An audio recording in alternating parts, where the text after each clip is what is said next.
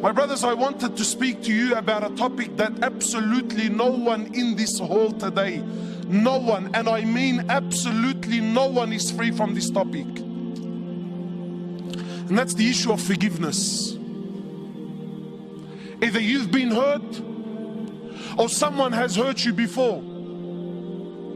And by no means am I here now to talk to you about the rewards of forgiveness, and that if you forgive, that this is a noble thing and that it makes you a good person. No. Today we're here to push buttons.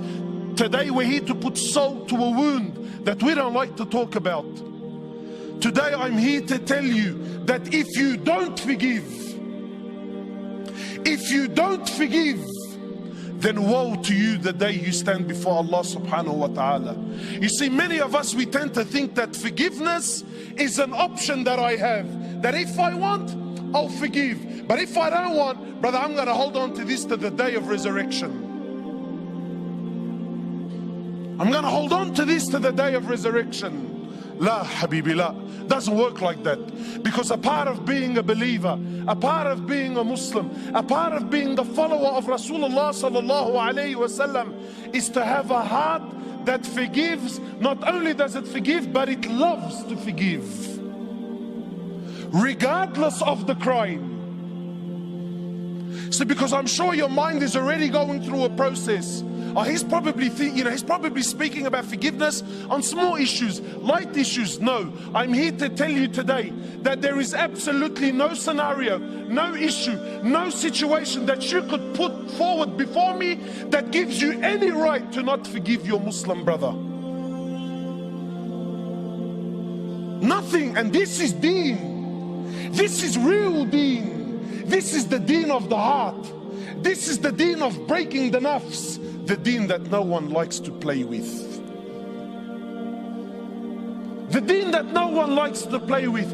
Our beloved Prophet Muhammad sallallahu alayhi wasallam. And let me make things clear. By no means am I saying you need to forgive because the person that you're forgiving is worthy of your forgiveness. That's irrelevant here today. I'm here to tell you that you have to forgive, because you forgiving one another has nothing to do with the individual, though there is benefit, but has everything to do with you and Allah subhanahu wa ta'ala.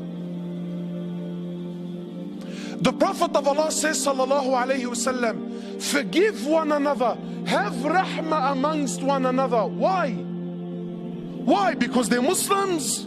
Why? Because they're deserving of it? He says have mercy, show compassion towards one another. Why, O Prophet of Allah? He says so the one in the heavens may show mercy and compassion towards us, towards you. Forgive. Today let's hashtag today's khutbah as let it go. Let it go, my brother. Let it go, my sister. No matter what is happening in your life, no matter how dramatic Shaitan has painted your scenario or your situation, it's only from Shaitan, and the key to everything is to just let it go, man. Let it go. Why? Because that's the sunnah of your Habib sallallahu alayhi wasallam. He says show compassion to one another. Why? So the one in the heavens can show compassion and mercy and forgiveness towards us. Today we live in a world where it's praised. The more you hold a grudge, then the more it's praised. And common terms, forgive me, I know some people tell me, brother, it's Friday khutbah and it's inappropriate to use this sort of language. Brother, we're here to deliver a message. I'm not here to speak appropriately and no one walks out understanding what the hell I'm on about. No, we're here to speak a language so that we understand. Today we live in a culture where what?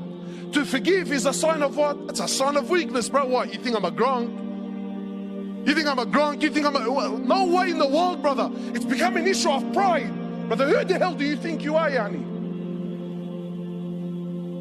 Who on God's green earth do you think you are to hold something and carry it in your heart? And look at the language. I don't forgive to the day of judgment. Wow, man. Really? Really? What sunnah is this? What deen is this? Because it's most definitely not from Islam, and it's most certainly not the sunnah of Muhammad sallallahu alayhi wasallam. To hold on to grudges, for what? For what? Wallahi, my brothers, examples, I don't have time, but examples. And I'm sure every one of you knows the scenario. Wallahi, blood brothers, they grew up, they came out of the same womb, out of the same mother, they suckled on the same breast, they lived and slept and grew up in the same bedroom, ate from the same plate and drank from the same cup. Today they don't speak to one another. Why? Because his wife said and my wife said.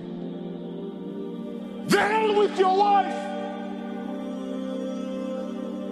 How does it possibly sit in any sane mind that my brother, the one who I grew up with, I allow a woman to get in between me and him?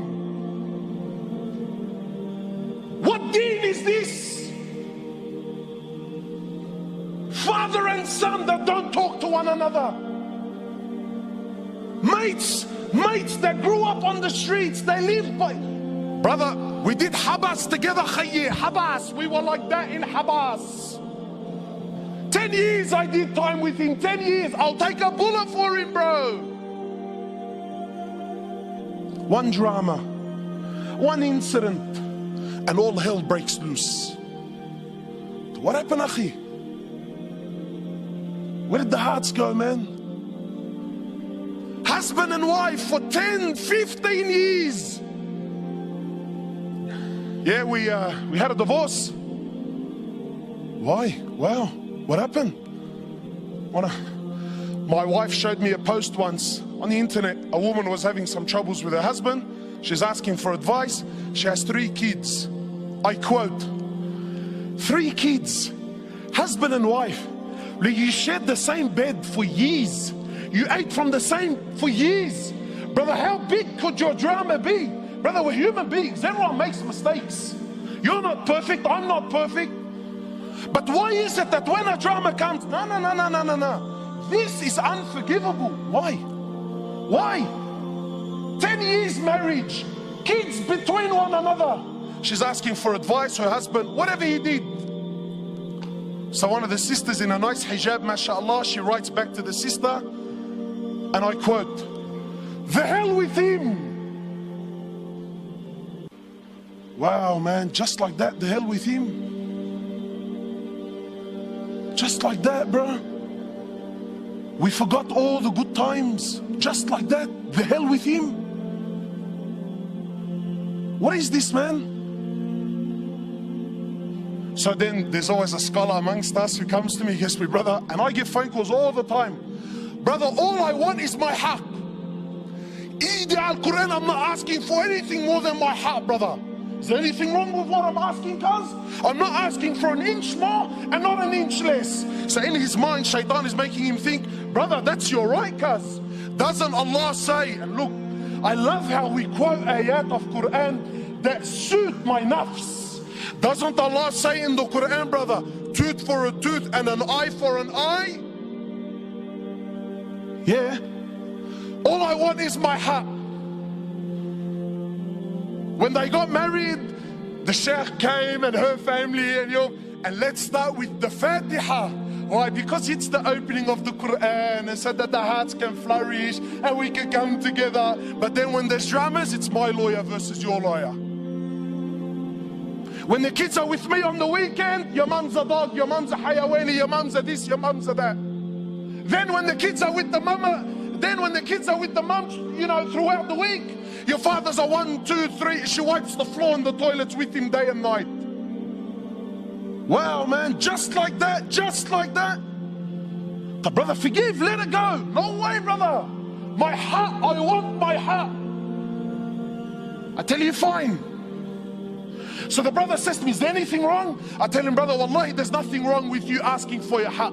There's nothing wrong with you telling me eye for an eye and a tooth for a tooth. But I'm telling you this now, that if you open this door with people, Allah's going to open this door with you on the day of resurrection. And if Allah opens the door of tooth for a tooth and an eye for an eye, you're in a world to hurt.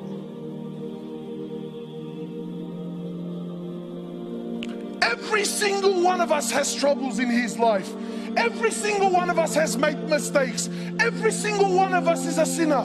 And every single one of us is hopeful and wishful that when I stand before Allah on the day of resurrection, Allah's going to turn a blind eye and forgive all my sins. Yet you can't even forgive the person you grew up with for years of your life for one issue.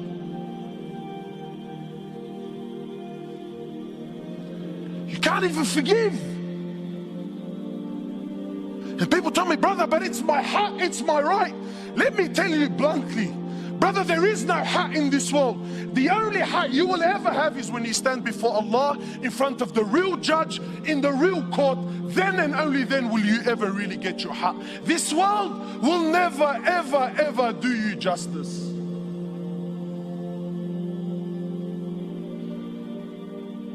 Where are we? Really, my brothers, wallahi, where are we, man? Forgive me, if I'm a bit too, but wallahi, my heart hurts me. When I see two people who before the drama, they're the most religious and God-fearing and Allahu Akbar and, well, oh brother, we're like this and eat al-Quran and all, I forgive you and I love you for the sake of Allah. But as soon as you step on my toes, what was once a nice beard is a piece of Velcro, throws it right out the door. Come here, you little this and that, and let me, well, man. What happened, cuz? What happened?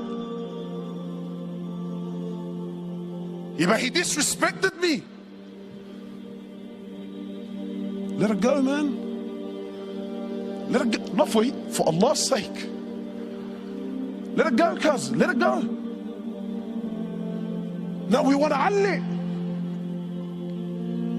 Those that show mercy and compassion towards one another, the one in the heavens will show mercy and compassion towards them. You see, my brothers, you know what I love about the Sahaba? The Sahaba were real people. Many of us, we like to praise the Sahaba so much so, to the point where we start painting this picture like they never did anything wrong. Well, you're very wrong. Sahaba did a lot of things wrong, but that's what was beautiful about them, because they made mistakes. Then the way they dealt with their mistakes is what makes them so special and so unique. My time is short. One particular incident. After one of the battles, there was booty of war, gold, silver, swords, shields, stuff like this. So the Sahaba gathered, there's a lot of it, it's money. So they started sharing their opinions as to how they should distribute this wealth. And please don't listen to the story for the sheer entertainment of it. Live the story, brother. Try to imagine. I'm not sharing with you Walt Disney fairy tales. These are real stories of your fathers. Why? Not to entertain you, but to learn. Because you know what, my brothers, the truth is, when really push comes to shove, we don't follow the sunnah of Rasulullah sallallahu alayhi wasallam. Deep down, we're gangsters. That's what we are, man. And being a gangster doesn't necessarily mean you got tattoos and you used to sell drugs on the streets. Wallahi, I know Abu Ali's and Abu Ahmed's that are more gangsters than any youngster on the street today can ever be. Gangster with your character and your attitude. We don't follow Rasulullah. We follow people like Tony Montana in Scarface, yeah, and Tupac in Mabarif Shoo, and that's it, brother. That's the way it is, cuz. That's how it is on the streets, brother. What deen is this, man? So the Sahaba, each man gave his opinion. Then Abu Dhar gave his opinion on the matter. For those of you who don't know Abu Dhar is Arab. Yani he makes an Arab feel like he's a non-Arab. You can't be any more Arab than what Abu Dhar was. So Abu Dhar also gave his opinion. Today, mosques, I was in Canada, mosques are waiting in courts to deal with the issues. Why? Because, brother, I gave my opinion and this guy disrespected me when we were in the meeting, so now it's me versus him. And mosques are going to war with each other. Why? Who's hit it? Brother, I gave my opinion. What, and he went against me? Doesn't he know who I am? I've been here for 10 years, brother. This guy's only been on the board for 5 years. These are the people that are leading our masajid, mashallah. So Abu Dhar gave his opinion. Then the next person was Bilal radiallahu ta'ala anhu. Bilal is the muaddin of Rasulullah sallallahu alayhi wasallam. Bilal not only used to be a slave, but an Abyssinian slave, meaning he was black. So as far as society is concerned, talk about being rock bottom. But you see, Islam came to break this. So when Bilal gave his opinion, he says, Abu Dhar, I disagree with you. Allahu A'lam, I think this is what we should do with the wealth. So Abu Dhar, imagine being put on the spot in front of everyone. He says, even you, ya Bilal, even you son of a black woman, even you're going to disagree with me today. These are big words. So Bilal, rightfully so, got very upset. He picked himself up and went to the Prophet of Allah. Now I want to pause here for a minute because I want to prove my point that we don't follow the sunnah of Rasulullah sallallahu alaihi wasallam. We follow the sunnah of who? Sheikh Tony Montana, mashallah, and Maulana Tupac. When we hear the story of the Sahaba, we exclude our life and our societies, well, because it's different times. My brothers, I want to ask you sincerely, and I want you to answer sincerely. This act that Bilal did by picking himself up and going to the Prophet of Allah to complain, what is this act called in this day and age that we live in today?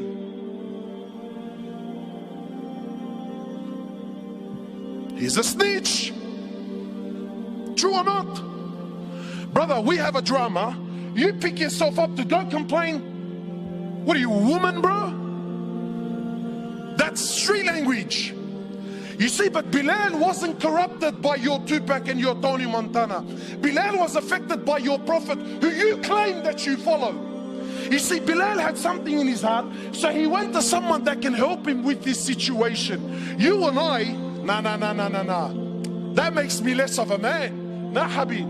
I'm gonna hold it in my heart for the next 20 years. I'm gonna thrash him, backbite him, wipe the floor with him, slander him with any opportunity that I can get for the next 20 years. But I won't go to someone that just might be able to help my situation.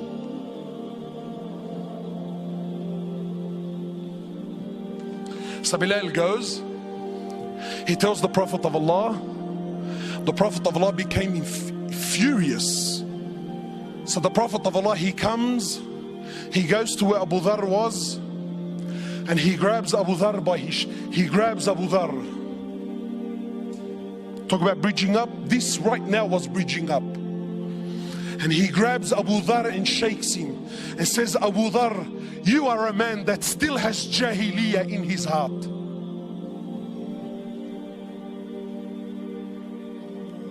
So what did Abu Dhar do? That little Aqday, is that what he said? Eid al-Quran, that's not what I said. Allah, wallahi, I didn't mean it like that, bro. See, let me tell you the difference between a man and a so-called man. A real man is a man when he acknowledges that he really was in the wrong, he admits that he's in the wrong. So Abu Dhar lowers his head.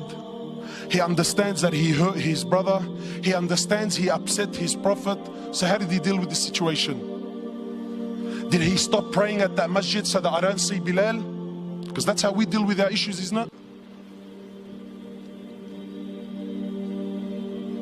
Did he? Abu Dhar radiallahu ta'ala anhu, after acknowledging that he's in the wrong, he picks himself up. He goes into the streets of Medina looking for Bilal radiallahu ta'ala anhu.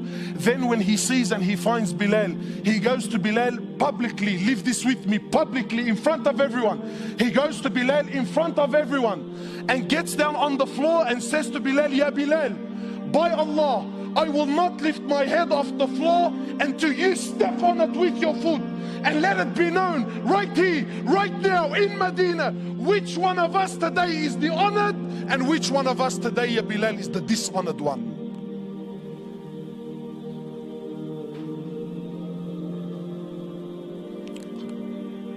Come on, man. How come I haven't heard this story before, bro?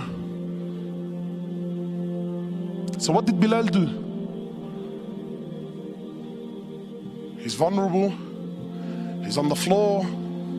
He acknowledged, I told you, bro. I told you I was in the right. What did he do? Wallahi, an opportunity that most of us would love to have with those that hurt us. You see, real forgiveness is to forgive from your heart sincerely, whether you can do something about it or you can't. You see, there are many of us who have issues and dramas with other people, and we paint on the outside that, nah, brother, wallahi, man, I forgive him for the sake of Allah. You little kazzab, you little spinner. The only reason that you claim that you forgive him is not because you really forgive him. The truth is you can't do anything to this guy anyway. So really, by default, by the fact that I physically can't do anything, I disguise my weakness with what? Nah, wallahi, bro, I forgive him for the sake of Allah. But deep down in your heart, deep down in your heart, if you got the news that a bus hit him, ya bayya, your heart will start to do the dabki, bro.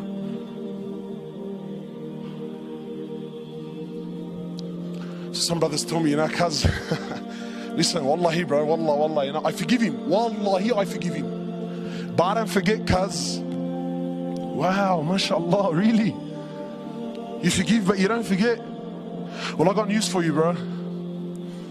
If you forgive but don't forget, you didn't forgive to begin with.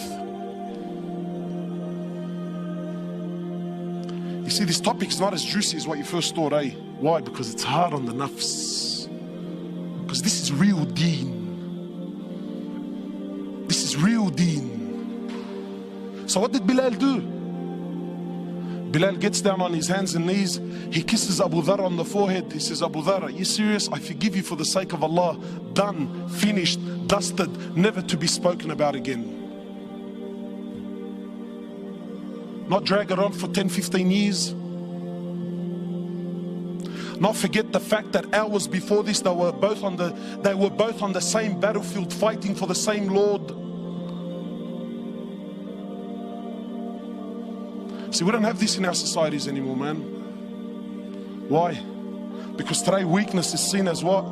Forgiveness is seen as what? But that's weakness, brother. La Habib. That's a real man. Because we claim that we follow Rasulullah sallallahu alayhi wasallam. Brothers tell me all the time, cuz I'll die for his honor. Wallahi, I'm ready to die for his honor. I say, wow, mashallah, may Allah subhanahu wa ta'ala reward you for such a noble intention. But brother, wallahi, I don't need you to die for his honor. I need you to live for his honor. I want you to live like him sallallahu alayhi wasallam, your beloved prophet. And of course, you see, this is the side of Rasulullah that we don't want to talk about. Wallahi, my brothers, I take an oath by Allah. Forgive me if these words are a bit harsh, but I tell you now, and this is my own personal opinion, wallahi, even our love for the deen, even our love for the Sahaba is a love of dunya. Nobody here loves Umar ibn al-Khattab. Most loved, probably one of the most loved. He's definitely my favorite. Nobody here loves Umar ibn al-Khattab because he had permanent marks on his cheeks from crying out of fear of Allah. Nah, cuz we love Umar ibn al-Khattab because when his name was mentioned, the kuffar used to shake in their knees. No one loves Umar ibn al-Khattab because he had permanent marks on his shoulders. Why? Because he was servicing the community in the late hours of the night when everyone was asleep and wasn't watching. You don't love Umar for that. You love Umar because he was a man, brother. When he rocked up, cuz everyone buckled. The Prophet of Allah who we claim we love. Because I'm sure you're thinking in your mind, wallah brother, may Allah reward you, very nice khutbah, very emotional, very touching, but cuz you don't understand, what this person did to me is unforgivable. And I repeat, there is absolutely no scenario. I don't care if he shot your mother, he shot your father, he raped your child. I don't care what scenario you could possibly throw at me. Forgiveness is the key. The Prophet of Allah for 13 years in Mecca, live this with me, 13 years in Mecca, prosecuted, harmed, sworn at, spat at, had dust thrown in his face. They killed his companions. For what? For what? What crime did he do? What crime did he do? What? He looked at someone's sister? What? He didn't cough up his money at the end of the business transaction? What crime did he do? 13 years. They boycotted him and his family for 3 years. Sahaba said we were eating the leaves off the trees until our droppings became like the droppings of animals for 3 years. For what? What crime? They divorced his daughters. Sumayya radiallahu in front of the Prophet, publicly. I'm not telling you, Allah, you know what, that they started sending around a WhatsApp video about what. No. Publicly, live, in front of the Prophet and his companions, they grabbed Sumayya, a woman. They grabbed her publicly. They opened her legs in front of her husband and her son, and they rammed a spear into her private parts until they killed her. They exiled him from his land, Mecca. Exiled him for 18 months in Medina. 18 months he was crying. Why? Because he was missing the Kaaba so much. They stabbed his pregnant daughter. As a result, she lost her child. 8 or 6, a few months later, she ended up dying in Medina. He buried every one of his children while he was alive, except for Fatima. In Uhud, you know, it's one thing to go to war and kill. That's fine, you killed the man. In Uhud, they massacred the dead. His uncle Hamza, they cut his nose off, they cut his ears off, they ripped his liver out. Hind took a bite from his liver and spat it on the floor. Sahaba said when the Prophet of Allah seen Hamza, we never seen him cry like he cried when he seen his uncle Hamza. In narrations, he prayed janazah for his uncle 70 times. So much hurt and so much pain. For years. And then when Fatah Makkah came, and now he comes back victorious with an army of 10,000 companions, an army the which Arabia never seen in their lives. Men who at the drop of a word were happy to give their lives just to see him smile. He enters into the Haram of Mecca, 10,000 soldiers surrounding, and those people that harmed him for years and years and years. Not Muslims. And I'm asking you to forgive your Muslim brother. God forbid I should ask you to forgive kafar. I'll be labeled on the payroll, scholar for $1. Wallahi, you mop the floor with me. So I'm not even going to dare to go down that road. God forbid we should follow the sunnah of Rasulullah sallallahu alaihi wasallam. No way, brother. He enters into the haram, 10,000 soldiers surrounding the haram. Those people that harmed him for years and years. Where are they going to go now, bro? Talk about the tables turning, huh? So he looks at them. He says to them, and what do you think I will do with you today? What do you think I will do today? They said, you're an honorable, generous person, the son of an honorable, generous person. The Prophet of Allah turns around and says to the kuffar, idhabu fa antum at-tulaqa. Go, every single one of you are free, I forgive you.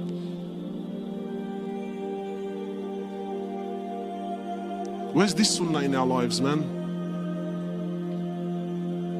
Where's this deen?